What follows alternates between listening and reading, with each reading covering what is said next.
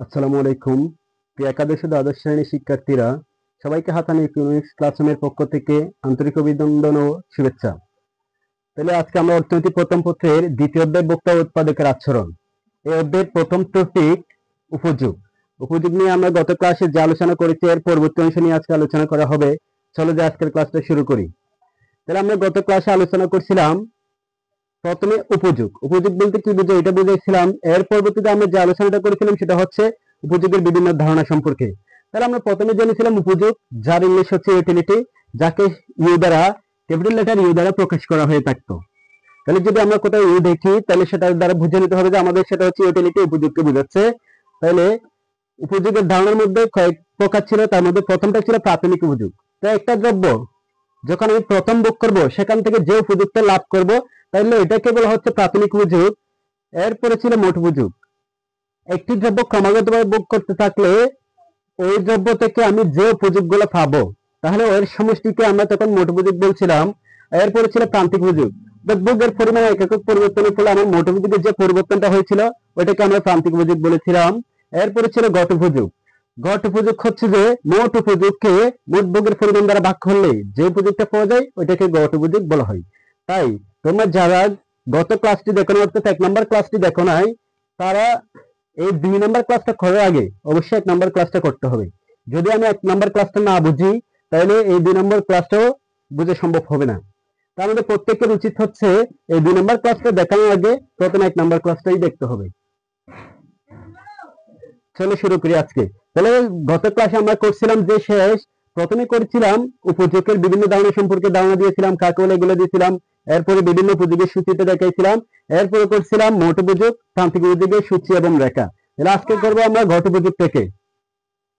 দেখি ঘট উপযোগ। ঘট উপযোগ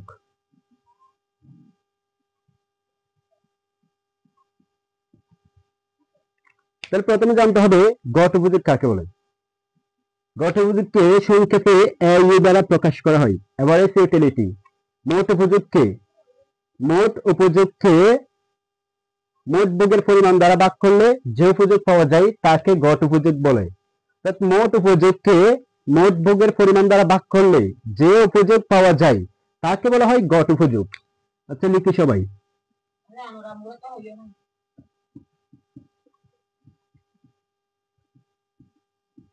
মোট উপযোগকে মোট ভোগের পরিমাণ দ্বারা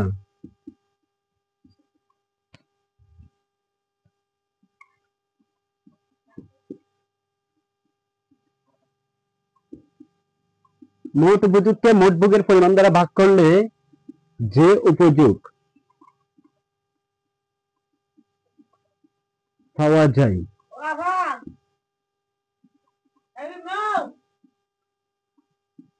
তাকে ঘট উপযোগ বলে।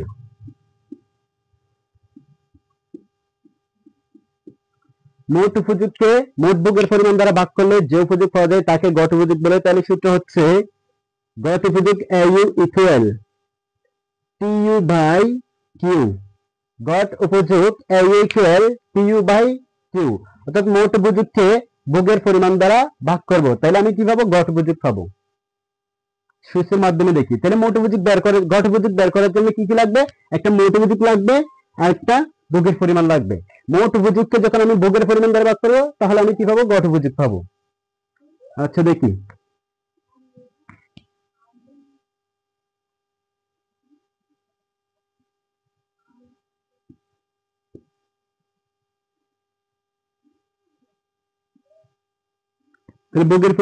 ভোগের পরিমাণ কিউ, মোট উপযোগ টিইউ, ঘট উপযোগ AU।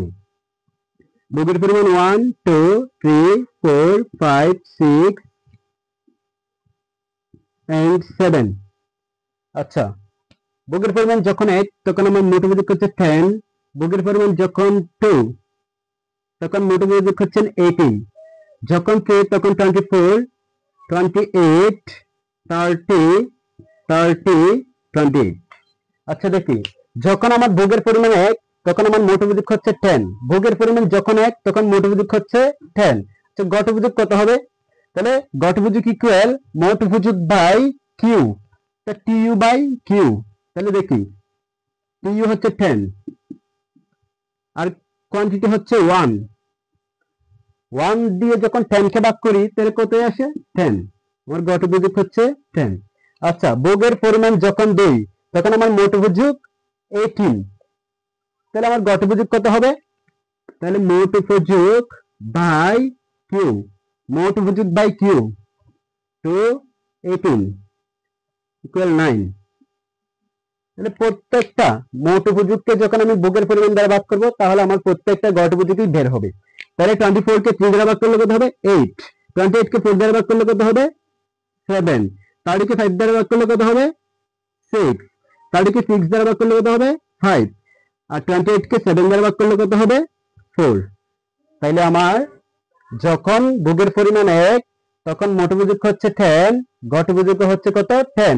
তো মোট উপযোগকে মোট ভোগের পরিমাণ দ্বারা ভাগ করলে যে উপযোগটা পাওয়া যায় ওইটা হচ্ছে আমার গট উপযোগ। 10 কে আমি 1 দিয়ে ভাগ করছি 10 আসছে, 18 কে আমি ভোগের পরিমাণ 2 দিয়ে ভাগ করছি 9 আসছে, 24 কে ভোগের পরিমাণ 3 দিয়ে ভাগ করছি 8 আসছে, এরপর 28 কে ভোগের পরিমাণ 4 দিয়ে ভাগ করছি 7 আসছে, 30 কে ভোগের পরিমাণ 5 দিয়ে ভাগ করছি 6 আসছে, 30 কে ভোগের পরিমাণ 6 দিয়ে ভাগ করছি 5 আসছে, 28 কে ভোগের পরিমাণ 7 দিয়ে ভাগ করছি 4 আসছে। তাহলে এভাবে আমি প্রত্যেকটা গট উপযোগ বের করব। তাহলে আমার প্রত্যেকটা গট উপযোগ যেরকম সূচি হোক না কেন, যখন আমাকে গট উপযোগ বের করতে হবে তখন আমার মাস্ট বি লাগবে এখানে একটা মোট উপযোগ আর কোয়ান্টিটি। মোট উপযোগকে যখন আমি কোয়ান্টিটি দিয়ে ভাগ করব তাহলে আমার কি বের হবে গট উপযোগ, প্রত্যেকটা গট উপযোগ বের হবে। আচ্ছা, রেখার সাহায্যে দেখি।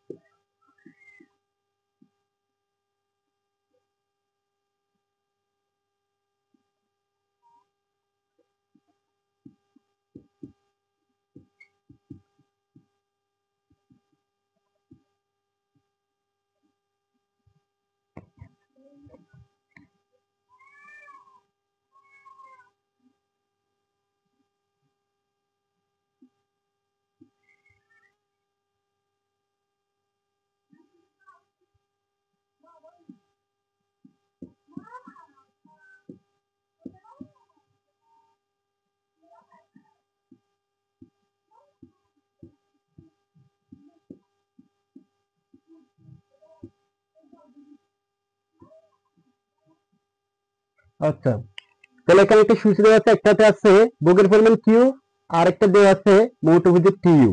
তাহলে এখানে যে প্রশ্নটা করতে পারে ঘ নম্বরে বলবে উদ্দীপক হতে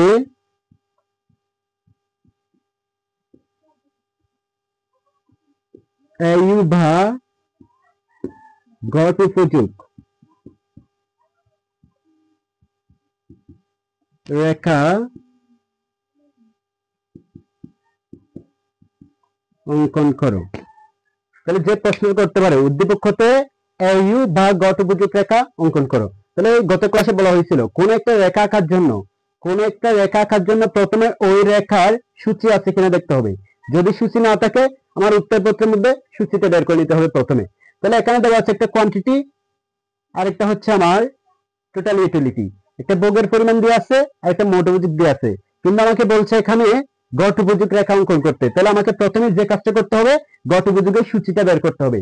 ওই গট উপযোগের সূচিটা বের করে ওইটা অনুসারে আমাকে রেখাটা রাখতে হবে।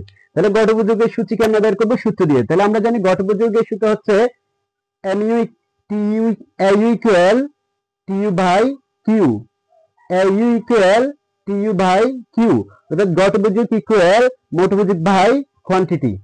তাহলে দেখি মোট উপযোগ হচ্ছে 10, কোয়ান্টিটি হচ্ছে 1। তাহলে 1 দিয়ে 10 কে ভাগ করলে কত হচ্ছে 10 আসছে। আচ্ছা, মোট উপযোগ হচ্ছে আমার 18, মোট উপযোগ হচ্ছে 18 আর ভোগের পরিমাণ হচ্ছে 2। 18 দিয়ে যখন 2 কে ভাগ করব তাহলে 9, 2 দিয়ে 18 কে ভাগ করলে 9।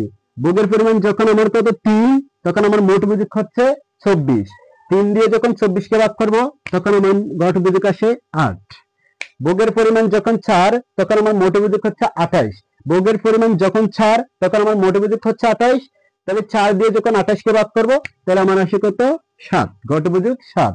এরপরে ভোগের পরিমাণ যখন 5 তখন আমার মোট উপযুক্ত হচ্ছে 30, তাহলে আমি মোট উপযুক্ত কোয়ান্টিটি 5 দিয়ে ভাগ করব, তাহলে 5 দিয়ে 30 কে ভাগ করলে 6 আসে, তাহলে মোট উপযুক্ত যখন 30 তখন আমার ভোগের পরিমাণ হচ্ছে 6, 6 দিয়ে 30 কে ভাগ করলে আমার ঘট উপযুক্ত আসে 5। তাহলে এই যে ঘট উপযুক্ত বের হয়েছে ওইটা দিয়ে রেখাটা আঁকতে হবে। তাহলে একটা লম্ব অক্ষ, একটা ভূমি অক্ষ, রেখা অঙ্কন করার সময় লম্ব এবং ভূমি অক্ষের সংমিশ্রণে 0 হবে। ভূমি অক্ষে থাকবে ভোগের পরিমাণ কিউ, লম্ব অক্ষে যে রেখাটা অঙ্কন করতে হবে ওই রেখাটাই থাকবে। তাহলে আমার লম্বকে এখানে বলছে আমাকে ঘট উপযুক্ত রেখা, তাইলে AU, AU পরিমাণ সর্বোচ্চ হচ্ছে 10, সর্বনিম্ন হচ্ছে 5, তাহলে আমি 2 করে নিতে পারবো পার্থক্যটা। 2, 4, 6, 8, 10।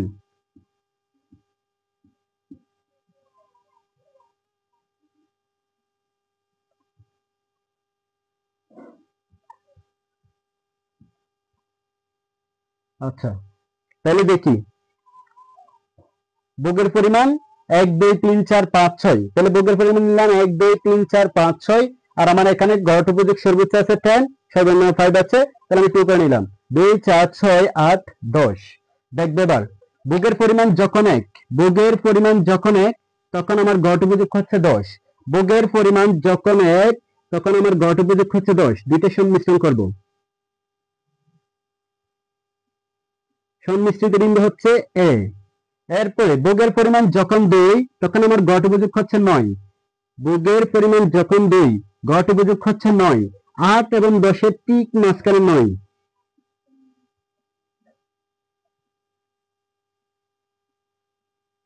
সংমিশ্রণ বিন্দু B।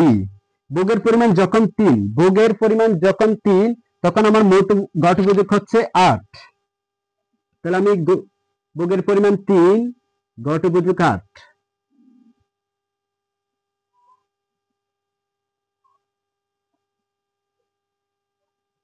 সংমিশ্রণ বিন্দু C। আচ্ছা, ভোগের পরিমাণ যখন 4 তখন আমার ঘট উপযুক্ত হচ্ছে 7, ভোগের পরিমাণ যখন 4 তখন আমার ঘট উপযুক্ত হচ্ছে 7, তাহলে ভোগের পরিমাণ 4, ঘট উপযুক্ত 7। সংমিশ্রণ বিন্দু D। ভোগের পরিমাণ যখন 5 তখন আমার ঘট উপযুক্ত 6, ভোগের পরিমাণ 5, ঘট উপযুক্ত 6। সংমিশ্রণ বিন্দু E। ভোগের পরিমাণ যখন 6 তখন আমার ঘট উপযুক্ত হচ্ছে 5, ভোগের পরিমাণ 6, ঘট উপযুক্ত হচ্ছে 5। সংমিশ্রণ বিন্দু F। প্রত্যেকটা বিন্দু যোগ করে দিব। রেখাটা হচ্ছে AU। তাহলে আবার দেখি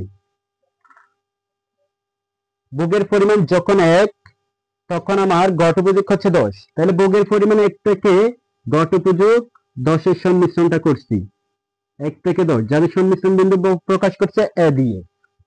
আচ্ছা, ভোগের পরিমাণ যখন 2 তখন আমার ঘট উপযুক্ত হচ্ছে 9, ভোগের পরিমাণ 2 নিলাম, ঘট উপযুক্ত 9 নিলাম, যাদের সংমিশ্রণ বিন্দু হচ্ছে B। ভোগের পরিমাণ যখন 3 তখন আমার ঘট উপযুক্ত হচ্ছে 8, ভোগের পরিমাণ 3, ঘট উপযুক্ত 8, সংমিশ্রণ বিন্দু হচ্ছে C। ভোগের পরিমাণ যখন 4 তখন আমার ঘট উপযুক্ত হচ্ছে 7, ভোগের পরিমাণ যখন 4 তাহলে 4 থেকে নিলাম, ঘট উপযুক্ত হচ্ছে 7, যাদের সংমিশ্রণ বিন্দু D কে নির্দেশ করে। ভোগের পরিমাণ যখন 5 তখন আমার ঘট উপযুক্ত হচ্ছে 6, ভোগের পরিমাণ 5, ঘট উপযুক্ত হচ্ছে 6, যাদের সংমিশ্রণ বিন্দু E কে নির্দেশ করে। ভোগের পরিমাণ যখন 6 তখন আমার ঘট উপযুক্ত হচ্ছে 5, যাদের সংমিশ্রণ বিন্দু F কে নির্দেশ করে। এখন প্রত্যেকটা বিন্দু যোগ করে এই রেখাটা অঙ্কন করা হলো। তাহলে বলছিলাম গত ক্লাসে বলা হয়েছিল শুধুমাত্র রেখা অঙ্কন করলে এখানে হবে না, ওই রেখাটা আবার বিশ্লেষণ করতে হবে বা বর্ণনা দিতে হবে বা ব্যাখ্যা লিখতে হবে। তাহলে ব্যাখ্যা লিখবো বলছিলাম, চিত্রে ভূমি অক্ষে কি নিছি আর লম্ব অক্ষে কি নিছি, কি রেখাটা অঙ্কন করছে এটা প্রথমে বলতে হবে। প্রত্যেকটা রেখা আঁকার পরে ভূমি অক্ষে কি নিছি, লম্ব অক্ষে কি নিছি আর কোন রেখাটা আঁকছে এটাই বলবো। তাহলে দেখি চিত্রে ভূমি অক্ষে ভোগের পরিমাণ কিউ, চিত্রে ভূমি অক্ষে ভোগের পরিমাণ কিউ এবং লম্ব অক্ষে ঘট উপযুক্ত AU নিয়ে এই রেখা অঙ্কন করা হলো। আবার দেখো, চিত্রে ভূমি অক্ষে বুকের পরিমাণ কিউ এবং লম্ব অক্ষে গড় এউ নিয়ে এউ রেখা বা গড় রেখা অঙ্কন করা হলো। বুকের পরিমাণ যখন এক একক, তখন আমার গড় হচ্ছে 10। তো বুকের পরিমাণ যখন এক, তখন গড় 10 যাদের সংমিশ্রণ বিন্দু একে নির্দেশ করে। তাহলে দেখো, বুকের পরিমাণ যখন এক, তখন আমার গড় হচ্ছে 10 যাদের সংমিশ্রণ বিন্দু একে নির্দেশ করে। বুকের পরিমাণ ক্রমান্বয়ে বৃদ্ধি পেয়ে 2, 3, 4, 5 ও 6 একক হলে বুকের পরিমাণ ক্রমান্বয়ে 1 থেকে কত 2 হয়েছে, 2 থেকে 3, 3 থেকে 4, 4 থেকে 5, 5 থেকে 6, যেটা ক্রমানুসারে বৃদ্ধি পাচ্ছে। তাহলে এই জিনিস সবগুলো একসাথে বলে দিব। বুকের পরিমাণ ক্রমান্বয়ে বৃদ্ধি পেয়ে 2, 3, 4, 5, 6 একক হলে গড় ক্রমান্বয়ে কি পাইছে, হ্রাস পাইছে। দেখো, প্রথমে ছিল 10, সেখান থেকে হয়েছে 9, সেখান থেকে হয়েছে 8, 8 থেকে 7, 7 থেকে 6, 6 থেকে 5, ক্রমান্বয়ে কমে গেছে। তাহলে বুকের পরিমাণ ক্রমান্বয়ে বৃদ্ধি পেয়ে 2, 3, 4, 5 ও 6 একক হলে গড় ক্রমান্বয়ে হ্রাস পেয়ে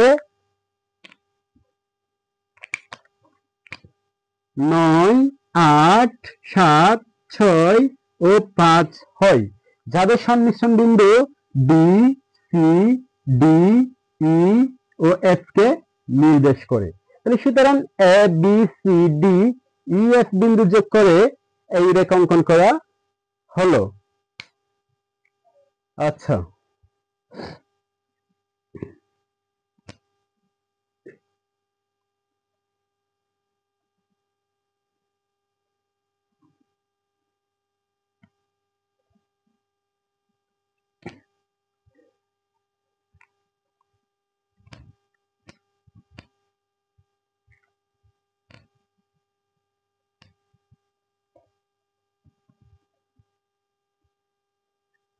এরপরে আলোচনা করা হবে ক্রমহ্রাসমান প্রান্তিক উপযোগ বিধি। এটা একটা খুবই গুরুত্বপূর্ণ একটা টপিক। এই বিধিটা থেকে প্রত্যেকটা বছরে যে উপযোগ যে প্রশ্নটা হয়ে থাকে, এই বিধি থেকে ঘ নাম্বার প্রশ্নটাই অবশ্যই হবে। তাহলে দেখি,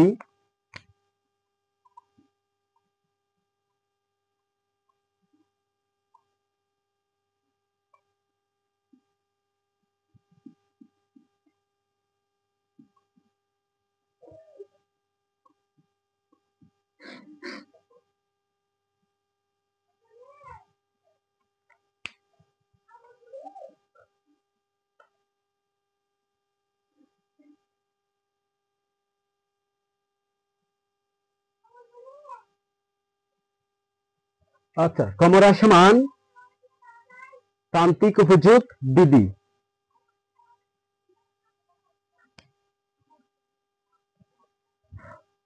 তাহলে দেখো, ক্রমহ্রাসমান প্রান্তিক উপযোগ বিধি এটা কোত্থেকে আসছে?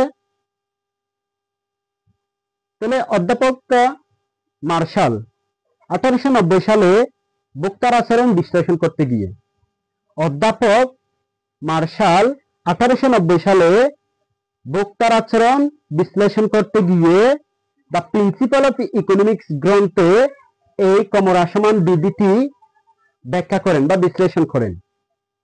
কত সালে হবে তাহলে? 1890 সালে অধ্যাপক মার্শাল কখন বক্তার আচরণ বিশ্লেষণ করতে গিয়ে এই বিধিটি কি করে ব্যাখ্যা করে দ্য প্রিন্সিপাল অফ ইকোনমিক্স গ্রন্থের মধ্যে। তাহলে এই বিধিটি হচ্ছে কি, মূলত কোন একজন বক্তা কোন একটা নির্দিষ্ট দ্রব্য যখন ক্রমাগতভাবে ভোগ করতে থাকবে, কোন একজন বক্তা কোন একটা নির্দিষ্ট দ্রব্য যখন ক্রমাগতভাবে ভোগ করতে থাকবে, তখন ওই দ্রব্যের মোট উপযোগ ক্রমহ্রাসমান হারে বৃদ্ধি পায়। ওই দ্রব্যটার মোট উপযোগ বৃদ্ধি পাচ্ছে কিন্তু ক্রমহ্রাসমান হারে, যার ফলে প্রান্তিক উপযোগটা ক্রমান্বয়ে হ্রাস পায়। এই হ্রাস পাওয়ার প্রবণতাকে বলা হচ্ছে মূলত ক্রমহ্রাসমান প্রান্তিক উপযোগ বিধি। চলো এটা আবার ব্যাখ্যা করে দেখি। তাহলে মনে করো, কেন বলা হচ্ছে, কোন একজন বক্তা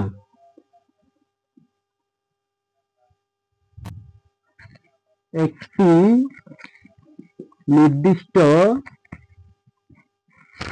দ্রব্য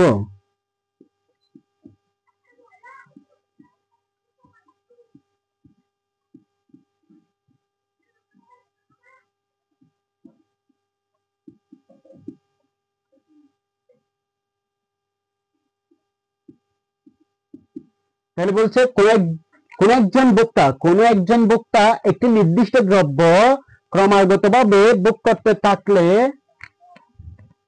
তার মোট উপযোগ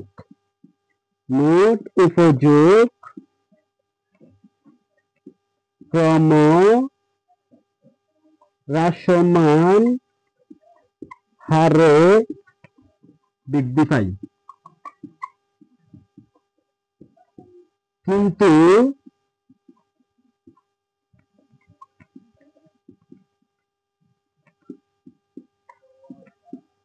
প্রান্তিক উপযোগ ক্রমান্বয়ে হ্রাস পায়। এই হ্রাস পাওয়ার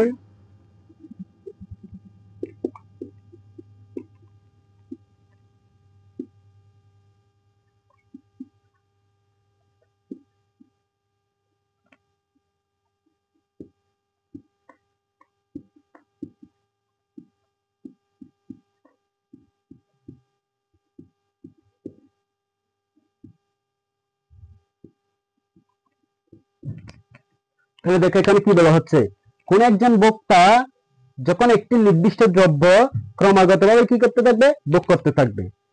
মনে করো আমি একটা দ্রব্যের ভোক্তা, আমি একটা দ্রব্য ব্যবহার করতেছি, দ্রব্যটা মনে করো আপেল, আমি একটা দ্রব্য সেটা হচ্ছে আপেল, আপেল দ্রব্যটা আমি কি করতেছি, ভোগ করতেছি। তাহলে ক্রমাগতভাবে প্রথমে একটা বুক করছি, দ্বিতীয় আরেকটা বুক করছি, তৃতীয় আরেকটা বুক করছি, চতুর্থ আরেকটা বুক করছি, পঞ্চমে আরেকটা বুক করছি।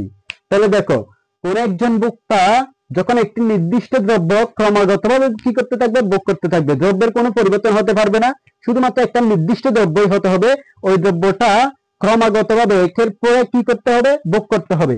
ভোগ করতে থাকলে তার মোট উপযোগ ক্রমহ্রাসমান হারে কি পায়, বৃদ্ধি পায়। মনে করো তখন আমার মোট উপযোগ হচ্ছে, যখন আমি একটা দ্রব্যটা প্রথম একক বুক করছি আপেলটার, তখন আমি উপযোগ পাইছি 10 একক পরিমাণ। আচ্ছা, দ্রব্যটা আবার ক্রমান্বয়ে 2 নম্বর দ্রব্য, দ্বিতীয় একক বুক করলাম, তো 2টি আপেল খেলাম, প্রথমে একটা আপেল বুক করলাম, দ্বিতীয় আরেকটা আপেল বুক করলাম, তখন আমার মোট উপযোগ হচ্ছে 18। তৃতীয়তে আরেকটা আপেল বুক করলাম ক্রমান্বয়ে, তখন আমার মোট উপযোগ হচ্ছে 26। চতুর্থতে আমি আরেকটা আপেল বুক করলাম, তখন আমার মোট উপযোগ হচ্ছে 28। পঞ্চমে আরেকটি আমি দ্রব্য বুক করলাম, তখন আমার মোট উপযোগ হচ্ছে 30। দেখো তাহলে এখানে বলা হচ্ছে কোন একজন ভোক্তা একটি নির্দিষ্ট দ্রব্য ক্রমাগতভাবে ভোগ করতে থাকলে, ক্রমান্বয়ে একের পর এক ভোগ করতে থাকলে তার মোট উপযোগ ক্রমহ্রাসমান হারে বৃদ্ধি পায়। তাহলে এখানে দেখো প্রথম মোট উপযোগ 10, সেখান থেকে কত হয়েছে 18, এটা বৃদ্ধি পাইছে। 18 থেকে আবার কত হয়েছে 24, 24 থেকে আবার কত হয়েছে 28, 28 থেকে আবার কত হয়েছে 30। তাহলে এখানে কোনো হ্রাস পায়নি, 10 থেকে বৃদ্ধি পেয়ে কত আসছে 30 আসছে, কিন্তু বৃদ্ধি পাইছে কি হারে বৃদ্ধি পাইছে, ক্রমহ্রাসমান হারে। কেমনে বুঝবো ক্রমহ্রাসমান হারে বৃদ্ধি পাচ্ছে, তাহলে প্রথমে একক বুক করে আমি পেলাম 10 উপযোগ, যখন আমি 2 নাম্বার দ্রব্যটা বুক করব তখন আমার পাওয়া উচিত ছিল 20 একক পরিমাণ, কিন্তু আমি পেলাম কত 18, তাহলে আমার 2 কমে গেছে, কিন্তু মোট উপযোগটা বাড়ছে, কিন্তু আমার প্রথম যে একক বুক করে যে উপযোগ পাইছি সেই অনুপাতে বাড়ে নাই। সেই অনুপাতে যদি বাড়তো তাহলে আমার মোট উপযোগ হওয়ার কথা ছিল 20, কিন্তু তা না হয়ে কত হয়েছে 18 হয়েছে। এরপরে দেখো যখন আমি 3 নম্বর দ্রব্যটা বুক করছি তখন আমার মোট উপযোগ হয়ে গেছে কত 24, 18 থেকে 24 বৃদ্ধি পাইছে, কি হারে বৃদ্ধি পাইছে, ক্রমহ্রাসমান হারে। কেন, তাহলে আমার হওয়ার কথা ছিল 30, কিন্তু তা না হয়ে কত হয়েছে 24 হয়েছে। আচ্ছা, একটা দ্রব্য যখন এভাবে আমি ক্রমান্বয়ে বুক করতে থাকবো তখন আমার মোট উপযোগটা বৃদ্ধি পায়, কিন্তু ক্রমহ্রাসমান হারে বৃদ্ধি পায়, যার ফলে প্রান্তিক উপযোগটা ক্রমান্বয়ে কি পায়, হ্রাস পায়। তাহলে দেখো প্রান্তিক উপযোগ, তাহলে প্রান্তিক উপযোগ প্রথম মোট উপযোগ প্রথম প্রান্তিক উপযোগ হয়।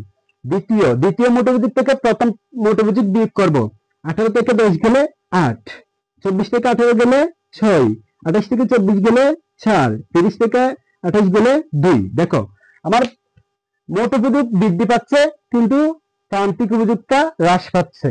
মোট উপযোগ ক্রমহ্রাসমান হারে বৃদ্ধি পাওয়ার কারণে প্রান্তিক উপযোগটা হ্রাস পাচ্ছে। এই প্রান্তিক উপযোগ হ্রাস পাওয়ার প্রবণতাকে বলা হচ্ছে মূলত ক্রমহ্রাসমান প্রান্তিক উপযোগ বিধি। আচ্ছা, আবার দেখো কোন একটা নির্দিষ্ট দ্রব্য যখন আমি একটা নির্দিষ্ট সময়ের মধ্যে ক্রমাগতভাবে কি করব, বুক করতে থাকবো, তখন আমার মোট উপযোগটা বৃদ্ধি পাই, কিন্তু ক্রমহ্রাসমান হারে বৃদ্ধি পাই, যার কারণে প্রান্তিক উপযোগটা হ্রাস পাই। এই প্রান্তিক উপযোগ হ্রাস পাওয়ার প্রবণতাকে বলা হচ্ছে ক্রমহ্রাসমান প্রান্তিক উপযোগ বৃদ্ধি। আচ্ছা, তাহলে এই ক্রমহ্রাসমান প্রান্তিক উপযোগ বৃদ্ধিটি কোন কোন ক্ষেত্রে প্রযোজ্য? এর কিছু নিয়মিত শর্ত আছে, ওই শর্তগুলো যদি থাকে তাহলে এই ক্রমহ্রাসমান প্রান্তিক উপযোগ বৃদ্ধিটি প্রযোজ্য হবে। যদি শর্তগুলো অমান্য করা হয় বা না মানা হয় তাহলে এই ক্রমহ্রাসমান প্রান্তিক উপযোগ বৃদ্ধিটা প্রযোজ্য হবে না। কতগুলো শর্তের উপরে এই ক্রমহ্রাসমান প্রান্তিক উপযোগ বৃদ্ধিটি প্রযোজ্য আছে, ওই শর্তগুলো যদি না মানে তাহলে ওইটা আর ক্রমহ্রাসমান প্রান্তিক উপযোগ বৃদ্ধি হবে না। আচ্ছা, তাহলে আমরা শর্তগুলো দেখি।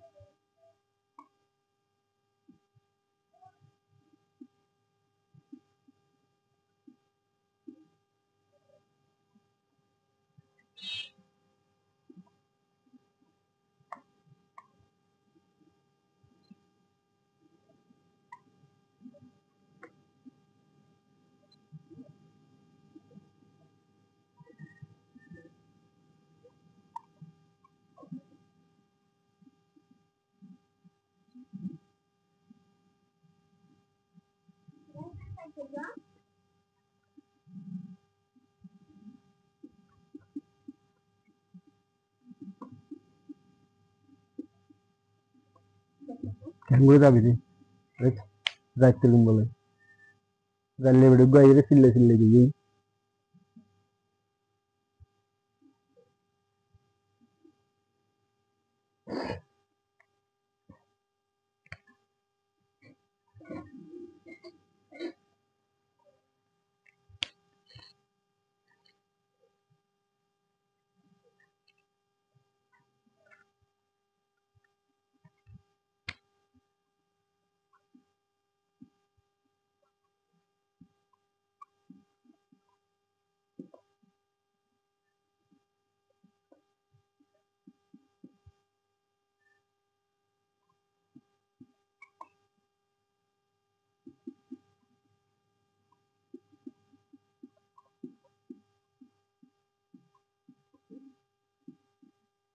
আচ্ছা, তাহলে ক্রমহ্রাসমান প্রান্তিক উপযোগ বিধি প্রযোজ্য শর্ত, এই শর্তগুলো মানতে হবে। যদি এই শর্তগুলা কেন বিবেচনা করা না হয় বা এই শর্তগুলো যদি না মানে তাহলে তখন ক্রমহ্রাসমান প্রান্তিক উপযোগ বিধি কার্যকর হবে না। তাহলে কেমনে কার্যকর হবে না দেখি। তাহলে ক্রমহ্রাসমান প্রান্তিক উপযোগ বিধির মধ্যে বলা হয়েছিল কোন একটা দ্রব্য কোন একজন ভোক্তা যদি ক্রমাগতভাবে ভোগ করতে থাকে তাহলে ওই দ্রব্যের মোট উপযোগ ক্রমহ্রাসমান হারে বৃদ্ধি পায়, কিন্তু প্রান্তিক উপযোগটা ক্রমান্বয়ে হ্রাস পায়। এই হ্রাস পাওয়ার প্রবণতাকে, অর্থাৎ যে প্রান্তিক উপযোগটা যে কমে যাচ্ছে ওই কমে যাওয়ার নিয়মটাকে বলা হচ্ছে ক্রমহ্রাসমান প্রান্তিক উপযোগ বিধি। আচ্ছা, কি কারণে প্রান্তিক উপযোগটা কমে যাচ্ছে তাহলে ওইটাই দেখি। এখানে বলা হচ্ছে নির্দিষ্ট সময় বিবেচ্য। কোন একটা দ্রব্য যখন আমি ভোগ করব তখন আমাকে একটা নির্দিষ্ট সময় মানতে হবে। ওই নির্দিষ্ট সময়টা যদি আমি না মানি তাহলে আমার ক্রমহ্রাসমান প্রান্তিক উপযোগ বিধিটা কার্যকর হবে না। কেন হবে না? মনে করো আমাকে 20 মিনিট সময় দেওয়া হয়েছে, 20 মিনিট সময় দেওয়া হয়েছে, বলছে 20 মিনিটের মধ্যে তোমাকে 10টা আপেল খেতে হবে। 20 মিনিটের মধ্যে আমাকে 10টা আপেল ভোগ করতে হবে। তাহলে দেখবো যখন আমি প্রথম আপেলটা ভোগ করব তখন আমি খুব বেশি, অনেক বেশি কি পাবো, উপযোগ পাবো। তখন আমার খিদে ছিল, তখন খাওয়ার ইচ্ছে ছিল। তাহলে প্রথম আপেলটি যখন আমি ভোগ করছি বা প্রথম দ্রব্যটি যখন আমি ভোগ করছি তখন আমি উপযোগ পাইছি কত, মনে করো 10 একক। আচ্ছা, যখন এরপরে আমি 20 মিনিটের মধ্যে 2 নাম্বার আরেকটা আপেল ভোগ করছি তখন আমি উপযোগ পাচ্ছি 8, 2 নাম্বার আপেলটা থেকে। এরপরে দেখো যখন আমি 3 নাম্বার আপেলটা ভোগ করছি তখন আমি উপযোগ পাচ্ছি কত, 6। আচ্ছা, কেন? একটা নির্দিষ্ট সময় দেওয়া হয়েছে 20 মিনিট, ওই 20 মিনিটের মধ্যে আমাকে 10টা আপেল বুক করতে বলছে। প্রথম আপেলটি যখন আমি খাচ্ছি তখন আমার ক্ষুধার্ত ছিল বেশি, তখন আমি খুবই ক্ষুধার্ত ছিলাম, যার কারণে আমি তখন অনেক তৃপ্তি পাবো। যখন আমাদের কোনো একটা সময় ক্ষুধা থাকে তখন যে দ্রব্যটাই বুক করি না কেন তখন এটাতে আমাদের কি আসে, তৃপ্তি আসে। তা আমি প্রথম একক যখন আপেলটা বুক করতেছি তখন আমার উপযোগ হচ্ছে যে বা আমার স্বাদ লাগছে কত, 10 একক পরিমাণ। যখন আমি 2 নম্বর দ্রব্য, যখন আমি দ্বিতীয় এককটা বুক করব তখন আমার স্বাদটা আস্তে আস্তে কমে যাবে, তখন আমি উপযোগ পাইছি কত, 10 একক। এরপরে যখন আমি তৃতীয় এককটি গ্রহণ করব বা বুক করব তখন আমার স্বাদ আরো কমে যাবে, আরো কমে গেলে তখন আমার উপযোগটা আরো কমে যাবে, তো তৃপ্তিটা আরো কমে যাবে, স্বাদটা আরো কমে যাবে, যার ফলে আমার খাওয়ার ইচ্ছাটা একেবারে কমে যাচ্ছে। যখন আমি 4 নম্বর দ্রব্যটা বুক করছি তখন আমার উপযোগ চলে আসছে কোথায়, 4-এ। তো 4 নম্বর দ্রব্য থেকে আমি শুধুমাত্র কত পাইছি, 4 একক উপযোগ পাইছি। এরকম যখন আমি ক্রমাগত ভাবে দ্রব্যটা বুক করতে থাকবো তখন এক পর্যায়ে গিয়ে আমার খাইতে ইচ্ছে করবে না, তখন আমার একেবারে জিরো হয়ে যাবে, আর খাইতে কোনো আমি আর উপযোগী পাচ্ছি না। পরবর্তী যখন আমাকে জোর করে খাওয়া হবে তখন এগুলো আমার যেগুলো খাইছি ওইগুলো শুদ্ধ বের হয়ে আসবে, তখন আমার এদিকে মানটা ঋণাত্মক হয়ে আসবে, অর্থাৎ যেগুলো খাইছে ওগুলো শুদ্ধ বের করে দিতে হচ্ছে। তাহলে এখন দেখা যাচ্ছে কোন একটা নির্দিষ্ট সময়ের মধ্যে যদি নির্দিষ্ট পরিমাণ দ্রব্য আমাকে কি করে দেওয়া হয়, খাওয়ার জন্য বা বুক করার জন্য বলা হয়, তখন আমি ওই দ্রব্যটা ক্রমাগত যখন বুক করতে থাকবো তখন আমার দেখবো যে আমার তৃপ্তিটা বা স্বাদটা আমার উপযুক্ত কমে যাচ্ছে অবশ্যই। তাহলে কমে যাওয়ার কারণে আমার এখানে প্রান্তিক যে উপযোগ থাকে ওই উপযোগের পরিমাণটা কমে যাচ্ছে, যার কারণে আমার এই বিধিটা কি হবে, কার্যকর হবে। কখন কার্যকর হবে, নির্দিষ্ট একটা সময় বিবেচনা করা হলে। যদি সময়টা বিবেচনা করা হয়, যদি আমাকে বলে তুমি 10টা আপেল খাও, তাহলে সারা দিনের মধ্যে আমি যখন ইচ্ছে তখন আমি আপেলটা খাইতে পারবো। সকালে খাইলাম একটা বা 2টা, বিকেলে খাইলাম, রাতে খাইলাম, দুপুরে খাইলাম, এরকম আমি সারাদিনে 10টা আপেল অবশ্যই খেতে পারবো। তাহলে তখন আমার উপযোগ কমবে না, আরো উপযোগটা কিভাবে বৃদ্ধি পাবে, তখন আমার তৃপ্তিটা বৃদ্ধি পাবে। মনে করো আমি ক্ষুধার্ত অবস্থায় সকালে 2টা আপেল খেয়ে ফেলছি, তখন তো আমার স্বাদ কমে নাই। এরপরে সকাল 11টা বা 11টার দিকে গিয়ে আবার একটা আপেল খাইলাম, তাহলে আমি এরকম ক্রমাগত ভাবে যদি 2-1 ঘন্টা পর পরে কোন একটা দ্রব্য ভোগ করতে থাকি তখন আমার তৃপ্তিটা কমবে না, বরঞ্চ এটা আরো তৃপ্তিটা কিভাবে বৃদ্ধি পাবে, তখন আমার মোটভুজটা কি বা প্রান্তিক উপযোগটা না কমিয়ে, হ্রাস না পেয়ে আরো কিভাবে বৃদ্ধি পাবে। তাইলে নির্দিষ্ট সময় যদি বিবেচনা করা না হয় তাহলে ওই বিধিটা কার্যকর হবে না। তাহলে এর জন্য ক্রমহ্রাসমান প্রান্তিক উপযোগ বিধিটা কার্যকর হওয়ার জন্য প্রথম যে শর্ত সেটা হচ্ছে নির্দিষ্ট সময়টা কি করতে থাকতে হবে, বিবেচ্য থাকতে হবে। তাহলে নির্দিষ্ট কোন একটা সময়ের মধ্যে যদি কোন একটা দ্রব্য আমি ক্রমাগত ভাবে ভোগ করি তাহলে আমার মোট উপযোগ ক্রমহ্রাসমান হারে বৃদ্ধি পাবে, কিন্তু প্রান্তিক উপযোগটা হ্রাস পাবে, যার কারণে আমার ক্রমহ্রাসমান প্রান্তিক উপযোগ বিধিটা কার্যকর হবে। যদি নির্দিষ্ট কোনো সময় ধরে দেওয়া না থাকে তাহলে সারা একটা দিন বা 1 মাসের মধ্যে আমাকে কোন একটা দ্রব্য ভোগ করতে বললে তাহলে আমি এটা অনায়াসে ভোগ করতে পারবো, ওইখানে আমার কি হবে না, কোনো উপযোগের কমতি হবে না, তাহলে তখন আমার প্রান্তিক উপযোগটা হ্রাস পাবে না, তখন আমার ক্রমহ্রাসমান প্রান্তিক উপযোগ বিধিটা কার্যকর হবে না। আচ্ছা,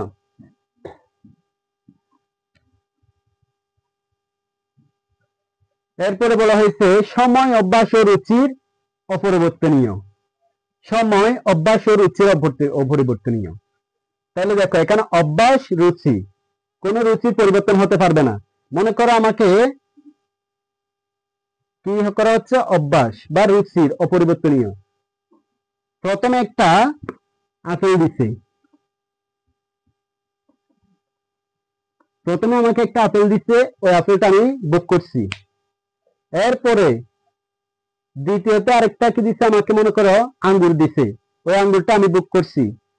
পরবর্তীতে আমাকে আরেকটা কি দিচ্ছে, দ্রব্য দিচ্ছে। এরকম যদি ভিন্ন ভিন্ন দ্রব্য হয়, ওই দ্রব্যগুলো যদি কি হয়, পরিবর্তনশীল হয়, তাহলে তখনও আমার কি হবে না, ক্রমহ্রাসমান প্রান্তিক উপযোগ বিধিটা কার্যকর হবে না। কারণ বিভিন্ন দ্রব্যের প্রতি মানুষের বিভিন্ন আকর্ষণ থাকে, যার কারণে আমার মোট উপযোগটা হ্রাস পাবে না বা প্রান্তিক উপযোগটাও কি পাবে না, হ্রাস পাবে না। এরকম বিভিন্ন দ্রব্যের প্রতি মানুষের যে আকর্ষণটা থাকে, যার কারণে ওইটার কারণে মানুষের কি হবে, প্রান্তিক উপযোগটা বেড়ে যাবে। তাহলে যদি কি দেখে নির্দিষ্ট একটা দ্রব্য দেওয়া থাকে, ওই দ্রব্যটাই অপরিবর্তনীয়, আর পরিবর্তন করতে পারবে না, ওই দ্রব্যটাই বারবার বুক করতে হবে, তখন আমার দ্রব্যটা বুক করতে করতে শেষ পর্যন্ত গিয়ে আর বুক করতে ইচ্ছে করবে না, যার কারণে আমার প্রান্তিক উপযোগটা হ্রাস পাবে, তখন আমারও কি হবে, ক্রমহ্রাসমান প্রান্তিক উপযোগ বিধিটা কার্যকর হবে। এরপরে হচ্ছে ভোক্তা যুক্তিশীল। যে দ্রব্যটা বুক করবে, নির্দিষ্ট দ্রব্যটা যে ভোক্তা বা যে ব্যক্তিটি ভোগ করবে তখন তাকে যুক্তিশীল হতে হবে, অর্থাৎ তাকে একটা স্বাভাবিক মস্তিষ্কের মানুষ হতে হবে। সে যদি মেন্টালি কি হয়, পাগল হয়, তাহলে ওই পাগলের ক্ষেত্রে তখন কোন একটা দ্রব্য ভোগের কি থাকে না, উপযোগের পরিমাণ স্বাভাবিক থাকে না। মনে করো তাকে একসাথে 10টা আপেল দেওয়া হয়েছে, ওই পাগলটা একসাথে 10টা আপেল কি করে ফেলবে, খেয়ে ফেলবে। তাহলে তখন আর কি হবে না, ওই যে গট উপযোগ, প্রান্তিক উপযোগের পরিমাণটা আর নির্ণয় করা যাবে না। আর দ্রব্যসমূহ সমজাতীয়, তো একই জাতীয় দ্রব্য থাকতে হবে। ভিন্ন ভিন্ন যদি দ্রব্য হয় তাহলে তখন আমার ক্রমহ্রাসমান প্রান্তিক উপযোগ বিধি কার্যকর হবে না। যে দ্রব্যটা ভোগ করব ওই দ্রব্যটা একই জাতীয় হতে হবে বা সমজাতীয় হতে হবে। ভিন্ন ভিন্ন দ্রব্যের ক্ষেত্রে ক্রমহ্রাসমান প্রান্তিক উপযোগ বিধিটা কার্যকর হয় না। আচ্ছা, তাহলে যদি আমাকে ক্রমহ্রাসমান প্রান্তিক উপযোগ বিধিটা কার্যকর করতে হয়, প্রথমে নির্দিষ্ট সময় বিবেচ্য থাকতে হবে, সময় অভ্যাস ও রুচির পরিবর্তনীয় রাখতে হবে, ভোক্তাকে যুক্তিশীল হতে হবে, দ্রব্যসমূহ সমজাতীয় হতে হবে।